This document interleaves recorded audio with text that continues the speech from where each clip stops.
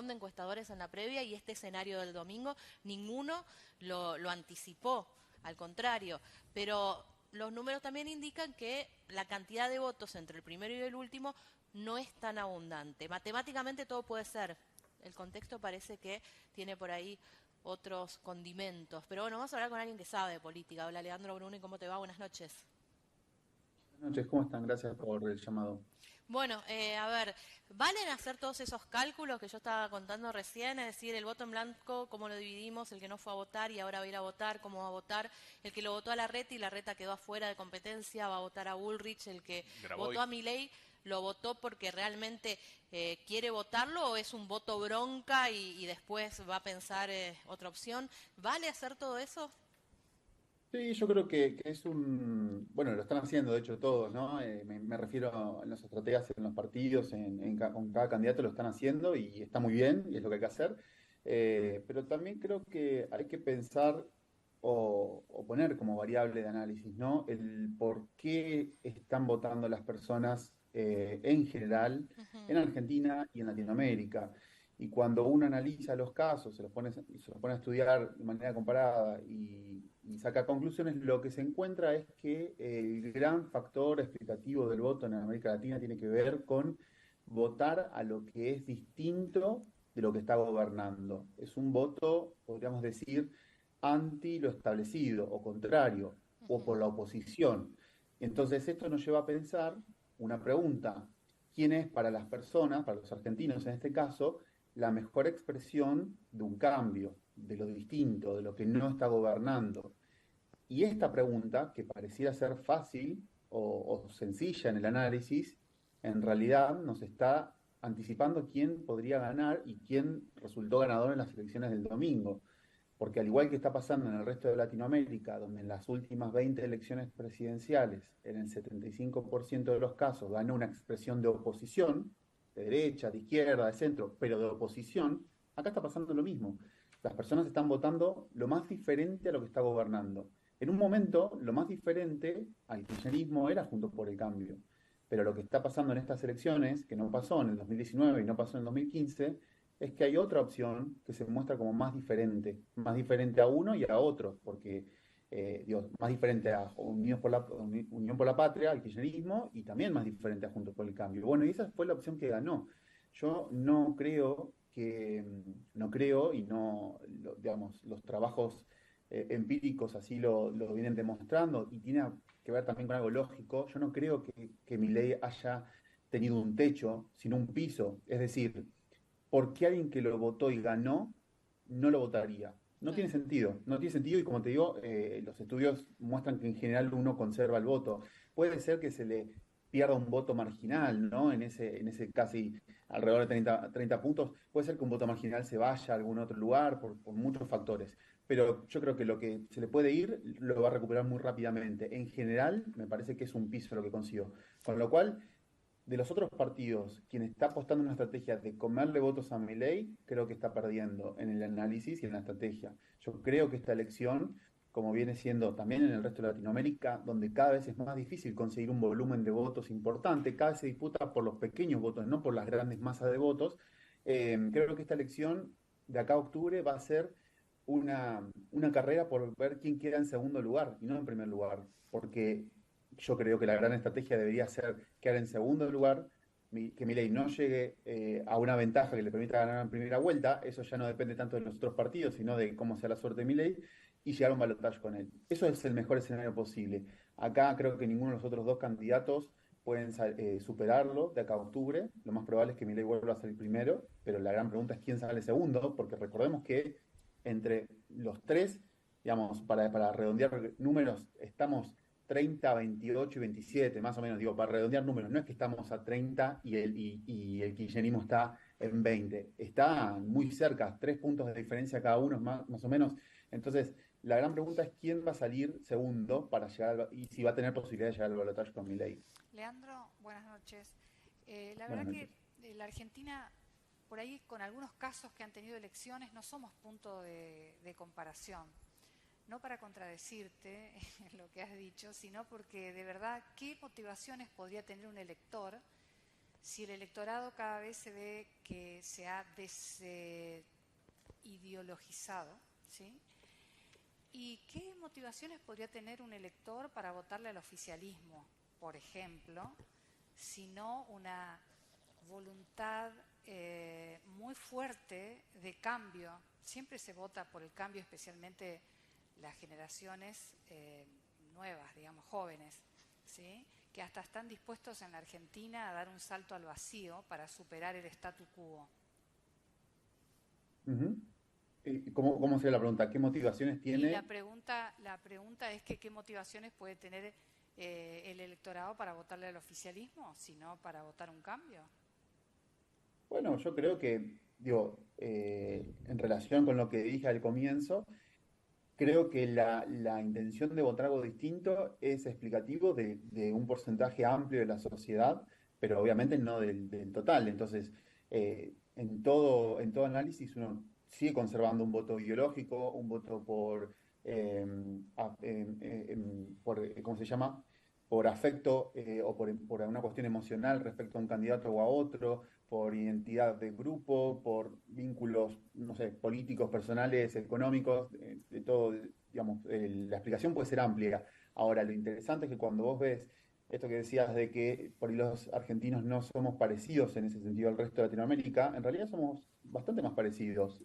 Si uno ve el caso de esto de votar a algo distinto a lo que esté gobernando, lo más distinto a lo que esté gobernando, lo vimos en el Chile con la elección de Boric, lo vimos en Perú con la elección de Castillo, lo vimos en Brasil con la elección de Bolsonaro. A su modo la vimos con la elección de Manuel López Obrador en su momento en México, No, me donde refiero no me refiero al pertenecía. contexto, Sí, perdón, el contexto socioeconómico al que llegamos es lapidario, digamos. bueno, sí, una pobreza La elevada, pobreza. pero No. uno podría decir, explica el voto de la pobreza elevada. Quizás es lo que alimenta el malestar, pero cuando uno, en otro país el malestar puede estar alimentado por otra situación. De todos modos, cuando uno ve la economía en Latinoamérica, en general los países no están atravesando un buen momento. Argentina no escapa a esa lógica. Quizás un país está mejor, un país está un poco peor en términos económicos, pero no hay un país que esté, un conjunto de países que estén sumamente bien y un conjunto que esté sumamente mal. Hay una situación compartida, básicamente porque nuestras economías son parecidas, reprimarizadas y exportadoras, entonces un golpe similar en el mercado exterior, sequía o hambruna, lo que sea, nos pega a todos de la misma manera. Es el problema de que todos vendamos lo mismo y que eso que vendemos sea materia prima. Leandro, Entonces, hay una situación económica parecida y la inestabilidad política en unos países sí es peor que en la Argentina. En Perú, por ejemplo, es peor. Entonces, el malestar puede estar alimentado por distintos motivos. Lo que es cierto es que hay malestar en toda Latinoamérica, en todos los electores de Latinoamérica, que se expresa, y ahí vuelvo al principio, en querer votar algo totalmente distinto. En Perú votaron a un candidato que apareció con un sombrero blanco enorme y montado a caballo y así llegó a la legislatura. En Chile ganó un candidato que emergió de sectores universitarios y que daba discursos subido a un árbol. En México, López Obrador, el si Ecuador. bien es un político, no tenía que, digamos, estaba por afuera de lo que eran las estructuras tradicionales del PRI y del PAN. Entonces, y Bolsonaro ni que hablar. Digo, este tipo de liderazgo tardaban en llegar en Latinoamérica, pero finalmente llegó con Milei. Leandro, recién decías Sí, que para vos Milei está en su piso electoral, no en su techo electoral. Y los otros exacto. Tiene mucho por crecer por todavía. eso, ¿y los otros candidatos para vos están más en su piso o en su techo? Bueno, como bien decían al principio, hay que todavía ver si este 30% que no fue a votar, qué pasa en octubre. Seguramente se achique un poco, porque es lo que suele pasar entre las PASO y las generales. Cuando uno ve las PASO desde el 2011 hasta acá, pasa esto, ¿no? Para la redundancia del nombre, pasa esto de que en las primarias siempre asiste menos gente que en las generales. Ahora, los que asisten podrían votar, podrían volcarse todos a votar a Milei. Entonces, si está ahí puesta la esperanza del oficialismo o si está ahí puesta la esperanza de Juntos por el Cambio, habría que replantear otra estrategia, porque con eso pareciera no alcanzar. Quizás el que no fue a votar está tan enojado con el gobierno y conjunto por el cambio como el que directamente fue y votó a Milei. Entonces, habría que tener cuidado con apostar a que eso va a salvar. Después, el voto en blanco también lo he escuchado como una de las opciones que el gobierno baraja, o los votos que perdió por el corte de boleta en el conurbano, en el AMBA, o el despegue que tuvieron algunos intendentes peronistas, ¿no? Y gobernadores. Entonces, el gobierno está apostando a que con eso supera Juntos por el Cambio y se acerque lo más probable a Milei. Yo creo que aunque se pueda acercar al 30% de Milei va a pegar un salto más. Imposible estimar en estos momentos, y las encuestas creo que nadie las está mirando como las miraba hace algunos años, ¿no? Pero me parece que esa es la apuesta, quedar segundos y que Milei no gane en primera vuelta. La expectativa Creo es esa, que ¿no? igual, ¿Quién llega a segunda vuelta? ¿cómo? ¿Quién llega a segunda vuelta? Esa es la expectativa. Exacto, Y si se esa es la puede gran evitarla, pregunta. y si se puede evitar Pero fíjense que Pero al Marce, principio, Tito había pedido, por favor. al principio estaban comentando que nadie la vio venir o que las encuestas fallaron rotundamente. Hay que ser justos, digo, tampoco para ver con qué instrumentos contamos, porque finalmente uno, desde el análisis político, desde el periodismo, del análisis político y de la consultoría, uno lo que quiere ver es con qué instrumento cuenta para poder diseñar un diagnóstico y una estrategia. Las encuestas mostraban a principio de año que había un escenario de tercios. Eso ocurrió. De hecho, Cristina Kirchner, no me acuerdo si fue en La Plata o en cuál, había dicho que había un escenario de tercios. Es decir, algunos políticos, Macri también lo sostenía, algunos políticos lo veían y algunas encuestas lo mostraban. En el último mes, en los últimos 2 meses, es verdad que ese escenario de tercios parecía que se estaba disipando, pero tampoco estaba claro que había un escenario de polarización. Entonces, ante ese movimiento de las encuestas, lo que nosotros tenemos que aprender digamos, entender en estos contextos más volátiles de encuestas es que las encuestas hay que leerlas como películas y no como fotos. Entonces, cuando uno ve que esos 3 tercios que había a principio de año se iban achicando y se iban perdiendo, pero todavía no surgía un Leandro, escenario de polarización, bueno, habría que darle por ahí espacio a que todavía siga habiendo 3 tercios. Y finalmente pasó. Y también las Leandro, encuestas decían que Milei estaba midiendo bien, o sea, le daban alrededor del 20%. Bueno, sacó 30%, en ese porcentaje le pifiaron, pero los marcaba entre los 3 candidatos más votados. También las encuestas decían que la reta perdía contra Bullrich. Yo leía esas encuestas que son públicas y en 9 de cada 10 encuestas le daba por abajo a la reta que a Bullrich. Entonces, no es del todo así que los instrumentos fallaron rotundamente. Fallaron en los porcentajes, lo reconozco, yo no soy encuestador, entonces no tengo ningún interés en eso, pero digo, fallaron en eso. Lo que pasa es que también nosotros buscamos ese número fino, ¿no? A veces por una cuestión de noticia buscamos ese número, pero la película me parece que estaba clara. Leandro, hablando Sí. de instrumentos técnicos, en los Sí. focus de tus amigos encuestadores, ¿se le pregunta a la gente por qué iba a votar o ahora por qué votó a Milei? Y realmente alguien explica, porque sí, es cierto, en toda Latinoamérica y en todo el mundo, la oposición o el cambio ganó la mayoría de las elecciones, pero con personajes aún disruptivos como Boris o como Bolsonaro o como Duque, no tan, a ver, caricaturescos, digamos suavemente, como Castillo o como Bucaram hace algunos años. Y Bueno, la pero verdad que, ahí, perdón, la en verdad eso que de un Milei, personaje de esos en la Argentina, esta es la primera vez que aparece alguien como Milei. bueno, ahí está la particularidad que recién decíamos de Argentina, quizás, en qué grado de, como vos decís, caricaturesco nos permitimos. Bueno, yo me recuerdo que lo mismo pasaba en las elecciones de 2016 en Estados Unidos respecto a lo que se discutía en la opinión pública, sobre todo en el periodismo, ¿no? Respecto a Trump y su pelo y su excentricidad y pedirse para comer McDonald's arriba del avión y los lujos que se daba y la esposa en su momento, frente a la candidata política establecida, política que era Hillary Clinton, ¿no? De una política hecha y derecha, ¿no? Enfrente tienes a un tipo que gritaba, que tenía un bronceado excesivo, el pelo revuelto, bueno, es lo mismo. Es exactamente lo mismo que estamos viendo acá, que vimos en Brasil, que vimos en Perú, que vimos Boris en Johnson. Chile. Lo que pasa es que cada sociedad permite, digamos, cada sociedad emerge un liderazgo de estos específicos, acorde a su sociedad. Es como que vos no podés tener un Bolsonaro acá por las características culturales de Argentina, pero tenés un Milei que si vos lo analizás en estos términos, digamos, tiene todos los elementos característicos de ese tipo de liderazgo.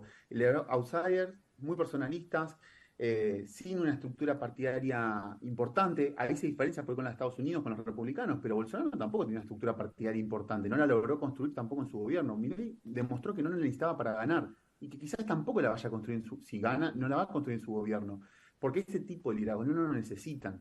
Entonces, lo que yo digo es, acá hay casi un fenómeno de época que estamos viendo, que en Argentina se estaba demorando en aparecer y finalmente apareció.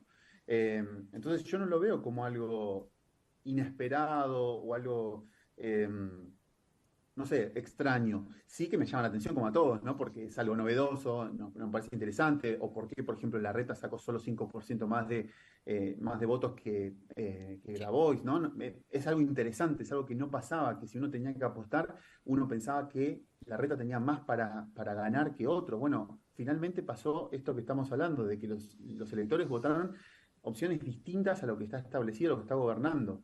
Y como te digo, está pasando en Latinoamérica y está pasando en el resto del mundo. Uno cuando mira por ahí escenarios como en su momento el de Boris Johnson en el Reino Unido, también ha aparecido. Digo, fíjate, solamente pensemos en el tema del pelo, ¿no? Porque parece como un Claro. indicador de algo que se ve repetido, ¿no? Hay que prestar Pero atención a los peinados, el nuevo la indicador. variable no es lo capilar, sino Sí. el hecho de que el pelo te diferencia de un político tradicional, ¿no? Todos los pelos revueltos Sí. te diferencian. No es una cuestión de pelo, porque otro podría tener barba, otro podría Y tener sí. De ropa haberlo muy sabido llamativa. antes, Larreta sabía no tenía ni chance Claro. si no tiene pelo. Pero bueno, Leandro, Claro, muchas bueno, gracias. no, Un pero abrazo como siempre.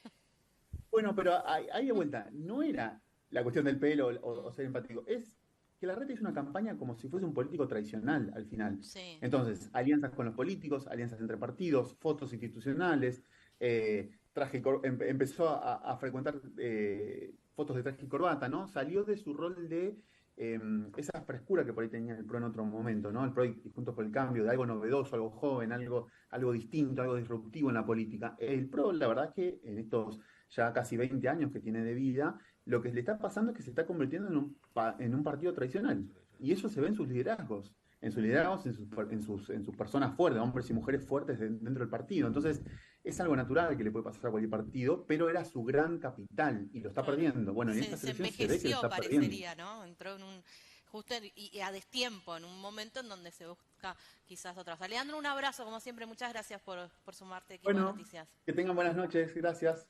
Ahí está, bueno, Leandro Bruni contando un poquito esta mirada ya desde su formación como politólogo, sociólogo, de qué pasó aquí en Las Cristina, Paso. Tengo mensajes, Cris, aguantame un dale, segundito y después vamos hasta el Chaco también. Dice, ganó Milei por pensar y tener un proyecto diferente.